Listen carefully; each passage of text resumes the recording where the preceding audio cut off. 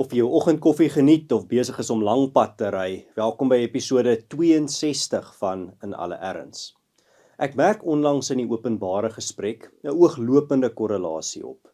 Die koersagtige swart smeerveldtogte deur politici en partye in die media teiken duidelik organisasies en individue wie daarin slaag om Afrikaners effektief te organiseer rondom die kernkwessies wat ons raak. Die protesoptog teen die Bella-wet by die Voortrekker Monument is maar net een van die mees onlangste voorbeelde hiervan. Kritici kon nie fout vind met die inhoud van die argumente wat geopper is op die dag nie. Dis was die teiken van hulle aanvalle, die kleur oranje en die feit dat duisende Afrikaners op een plek vergader het. Dit het my weer eens laat besef dat een van die grootste vrese van die heersende orde is Afrikaners wat bymekaar kom en organiseer.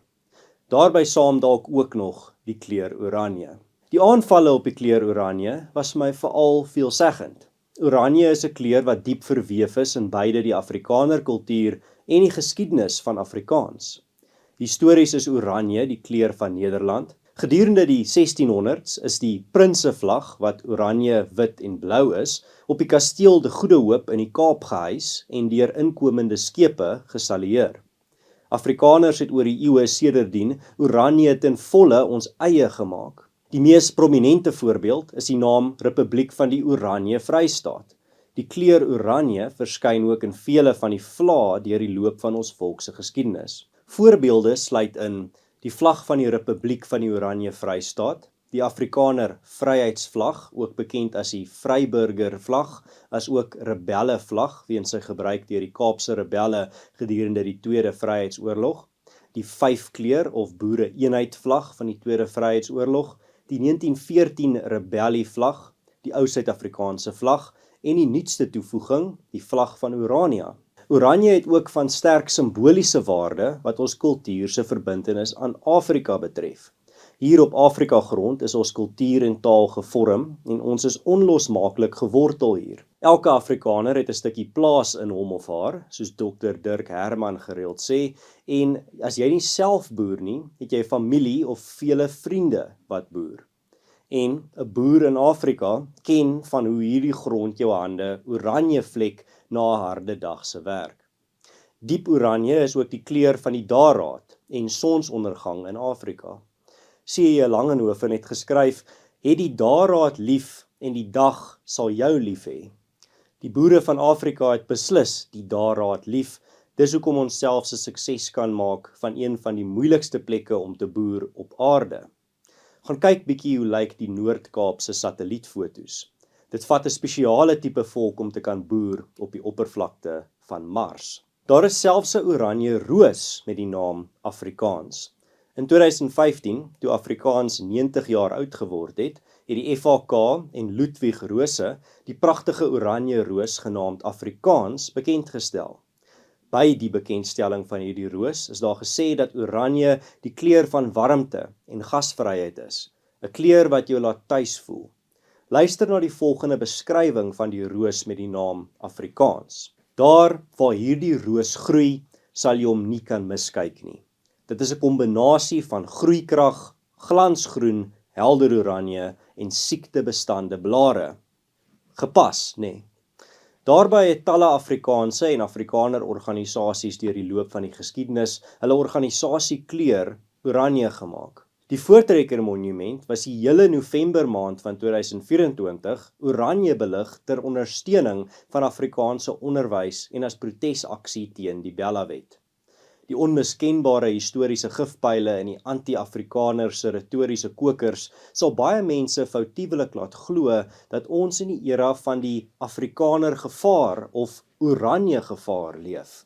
Uit die waarneming van hierdie verskynsel vloei die volgende vanselfsprekende vraag. Wat kan nou juist so gevaarlik wees daaraan dat Afrikaners in hulself glo, hulself organiseer rondom kwessies wat vir hulle belangrik is, en 'n gesonde trots het in hul kultuur en erfenis?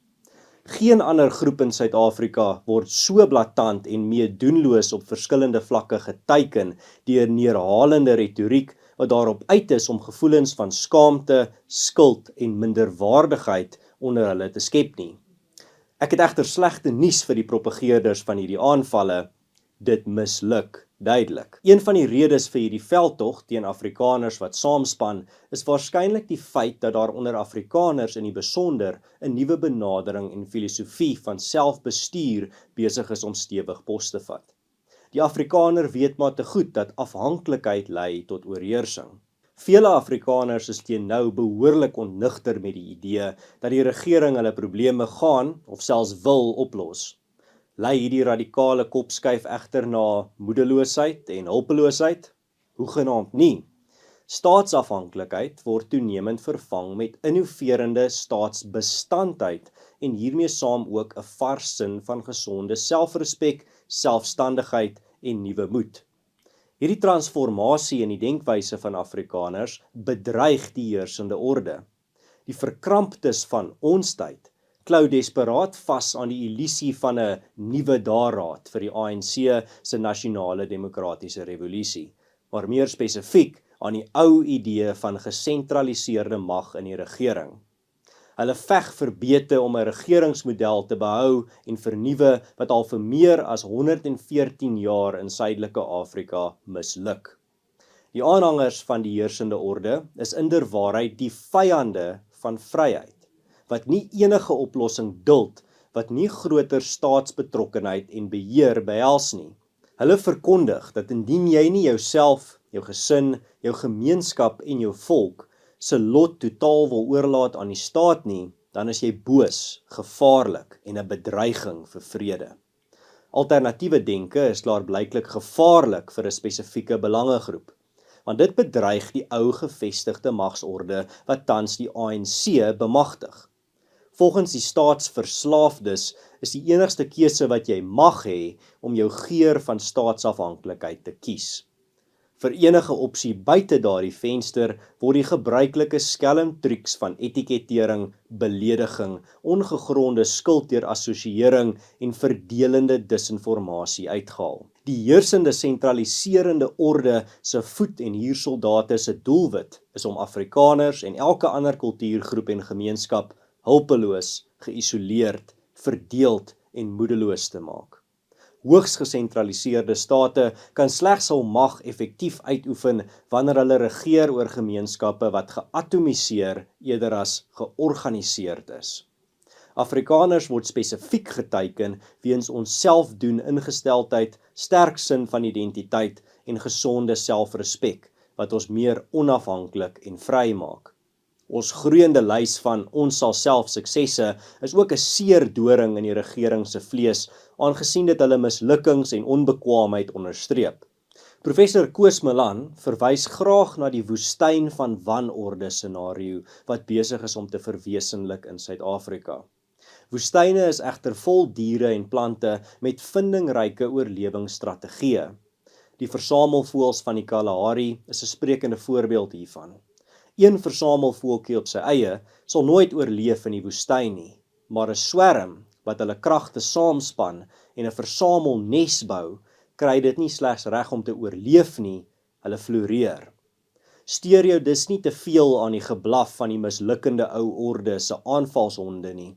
Soos enige vegvlieënier sal getuig, klap die lughaweer die hardste wanneer jy oor die teiken is. In sy boek Loyale Verset maak NP van Wyk Lou die volgende voorspelling.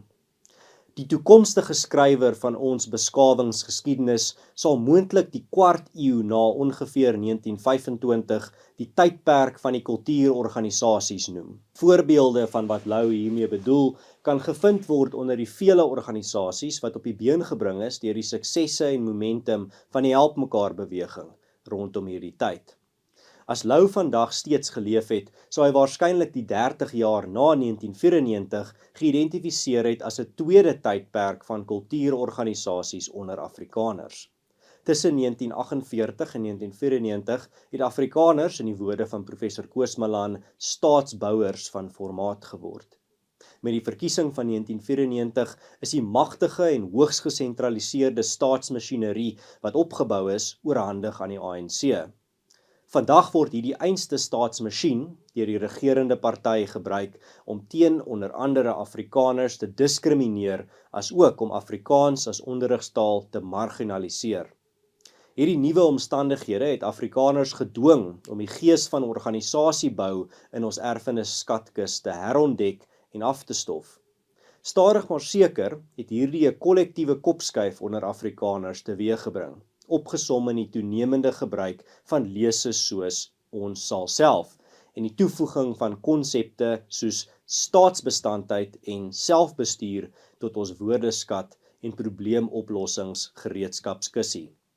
Reeds in 1939 het Lou die Afrikaner se vestiging van kultuurorganisasies geïdentifiseer as 'n manier om hom aan te pas by die nuwe omstandighede in die nuwe land, net soos die wit pels van die poolvos of die vetblare van die Karoo-plant aanpassingsorgane is. Einde van aanhaling. Soos in die eerste helfte van die 20ste eeu het organisasiebou weer 'n kritiese aanpassingsmeganisme geword vir die Afrikaner in 'n nuwe land. Die krag van kultuurorganisasies lê vir Lou in hoe hulle Afrikaners saamsnoer tot 'n eenheid wat ons eilverspreide volk nie territoriaal besit nie. Die ontwikkelings onder Afrikaners wat ontstaan het in die 30 jaar na 1994 sou waarskynlik nie vir Lou onkant gevang het nie.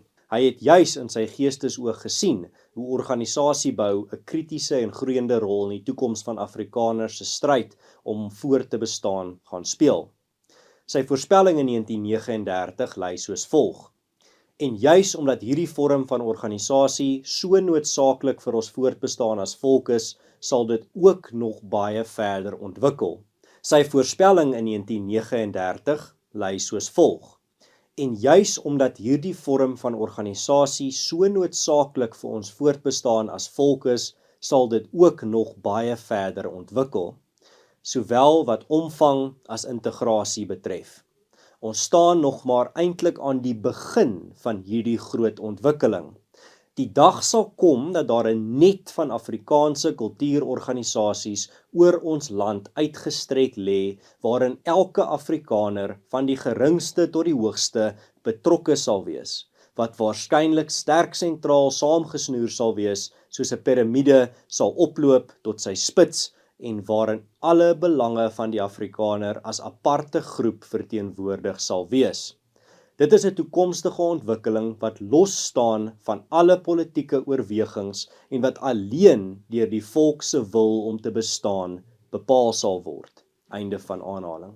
'n Voorbeeld van die vrugte van organisasiebou is die Solidariteitbeweging, wat bestaan uit bykans 50 instellings met meer as 570 000 lede. Hierdie instellings dek 'n menigte fokusareas, insluitend welstand, onderrig en opleiding, burgerregte, veiligheid, werk, eiendomsontwikkeling, finansiële dienste, kultuur en erfenis, media en meer. Duidelik het die bepalende faktor in Lou se analise, die wil om te bestaan, geseëvier. Die groot gros jong mense wat betrokke raak by die Solidariteitbeweging se menigte instellings en die fakkel van verantwoordelikheid stewig in hulle hande neem, is 'n sprekende voorbeeld hiervan. Flip Buys, die voorsitter van die Solidariteitbeweging, som die nuwe mentaliteit, houding en uitkyk wat wortel geskiet het onder Afrikaners in die afgelope 30 jaar mooi op wanneer hy sê: ons wil self, ons kan self, ons mag self, ons sal self. Einde van aanhaling. Kom ons doen ons deel om te verseker dat ons aksies vandag steeds spreek van dieselfde aanpasbaarheid wat Lou raak gesien het onder Afrikaners in sy tyd. Of ons die toekoms kry wat ons wil hê, hang steeds af in ons eeu, soos in Lou sin, van die krag van Afrikaners se wil om voort te bestaan. Kom ons veg en bou saam om te verseker dat ons tyd in die werke van die toekomstige skrywers van ons beskawingsgeskiedenis die titel van kultuurorganisasie Renaissance verdien. Hoe 'n volk reageer op uitdagings, definieer hom. Ek het onlangs vir Marula Media 'n meningsstuk geskryf oor hoe die plaaslike gesegde van 'n boer maak 'n plan internasionaal bekend geraak het in die 21ste eeu. Ek het tot hierdie besef gekom na Ernst Roots en my steenwerwingsbesoek aan Amerika verlede jaar. Wat vir ons uitgestaan het op hierdie besoek, was die ooglopende herontdekking van die Afrikaners wat tans onder westerlinge plaasvind.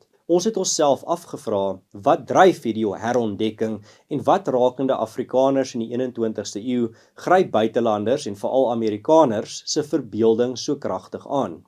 Aan die einde van die vorige eeu was die tydsgees beide plaaslik en internasionaal oorheers deur verdoemende voorspellings oor die einde van Afrikaans en Afrikaners in Afrika. Daar was breedvoerig oor die Afrikaner kultuur geskryf, soos oor 'n bedreigde spesies wat weens die vernietiging van sy habitat die laaste hoofstuk van sy verhaal bereik het, voordat daardie boek vir altyd toeklap. Die alternatiewe etiket Afrikaansis was aan die groei en die term Afrikaner het so te sê taboe geword en in onbruik verval. 24 jaar later moes hierdie doemprofete behoorlik op hul neuse kyk en die term Afrikaner is springlewendig en volledig gerehabiliteer. Toe Afrikaners na 1994 vir die soveelste keer in ons geskiedenis 'n bestaanskrisis in die gesig staar, het ons doeteenvoudig soos ons voorouers menige maal tevore vasgebyt, aangepas en met innoverende oorlewingsplanne die Afrikaner waardeur die drif getrek. Die waardevolle les wat Afrikaners regdeur ons bestaan geleer het, is dat in tye van krisis is die enigste pad uit deur die krisis. Lou som dit so op in die volgende aanhaling.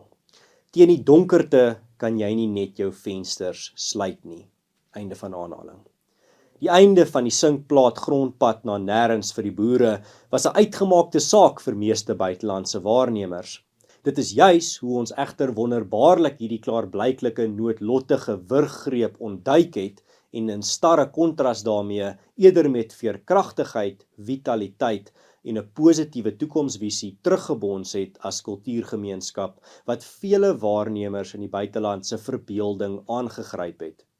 By die National Conservatism of NatCon konferensie wat ek en Ernst Roots in Washington DC bygewoon het verlede jaar, het een van die sprekers verklaar in sy woorde: as die Afrikaners hoop vir die toekoms het ons as Amerikaners geen verskoning nie. Lou was soos volg reeds bewus van die onsekere voorwaardelike voortbestaan van 'n volk toe hy geskryf het: selfs 'n volk se bestaansreg is nie iets wat veilig op onbreekbare tafels geskrywe bly nie, maar iets wat daagliks nuut deur sy wil en daad geskep moet word. Einde van aanhaling. Afrikaners het in die 21ste eeu hierdie raad gevolg en opnuut deur wil en daad nuwe lewe in ons taal en kultuur ingeblaas. 'n Boer het weer 'n plan gemaak en daardie planne is weer met moeite en teen alle verwagtinge uitgevoer. Na 16 Desember 1994 lees die Beeld se hoofopskrif soos volg: Laaste geloftedag bring hartseer, met slegs 'n skamele 250 getroue siele wat die Voortrekker Monument se geloftediens bywoon. By die 2019 geloftediens word egter 10.000 feesgangers getel. In 2022 groei hierdie getal na 20.000. Op 16 Desember 2023 word die geloftedag gedenkdiens by die Voortrekker Monument bygewoon deur 32.000 feesgangers, die derde grootste byeenkoms in die monument se geskiedenis. In 2024 lys die gelofte feeskalender 223 feeste, die meeste ooit op rekord. Op 10 Oktober 2024 woon 'n rekordgetal organisasies die Kreerdagvieringe by oud-president Paul Kruger se graf in die Heldeakker begrafplaas in Pretoria by. Op 5 November 2024 kom meer as 10.000 bymekaar by die Voortrekker Monument, almal geklee in oranje, vir 'n protesoptog teen die bose Bella-wet wat Afrikaanse onderrig bedreig. Hierdie optog was by verre die grootste pro-Afrikaanse optog van ten minste die post-1994 era, maar heel moontlik in 'n langer tyd. Ter opsomming, Afrikaners is stadig maar seker besig om hul meisonstatus af te skud en 'n nuwe, positiewe en bewonderingswaardige reputasie in die buiteland op te bou. 'n Reputasie van vasbyt, van planne maak, deur blymoedig 'n positiewe toekomsvisie uit te kerf onder moeilike omstandighede. Afrikaners se vindingryke denke en dade as 'n kulturele minderheidsgroep in 'n vyhandige omgewing in die 21ste eeu spreek van 'n volk wat doeteenvoudig geweier het om op te gee en soos 'n willose stroompie in die woestynsand tussen twee duine te verdwyn. Doelbewus en met deursettingsvermoë is daar gekies om die onbekende met vernuwende denke, 'n onwrikbare wil om te oorleef en vol moed tegemoet te gaan. Hierdie dapper, rateltaai, kan nie dood lewensbeskouing van Afrikaners is wat buitelanders se verbeeldings opnuut aangryp en wat opmerkings inspireer soos die volgende. Ja, ek weet van die Afrikaners. Julle is mos die manne met die planne. Mag, as dit God se wil is, ons planne soos die olie in die weduwee se kruik en ons voorouers se moed by Bloedrivier nooit opraak nie. Hierdie spesiale episode was 'n verwerkte weergawe van my geloftedag feesrede by die Babsfontein Geloftefeesdiens in Garsfontein 2024. As julle van hierdie episode gehou het, onthou om dit te deel met vriende en familie en as julle enige gedagtes of insette het rakende die inhoud van hierdie episode, los dit in die kommentaarafdeling. Ek lees al die kommentare en waardeer hulle almal. As julle op enige ander podsending platform luister, los vir my 'n goeie positiewe resensie. Ek waardeer dit ook opreg. Ek is Ernst van Sail. Hou moed, hou koers, dink vir jouself en dink vooruit. Tot volgende keer.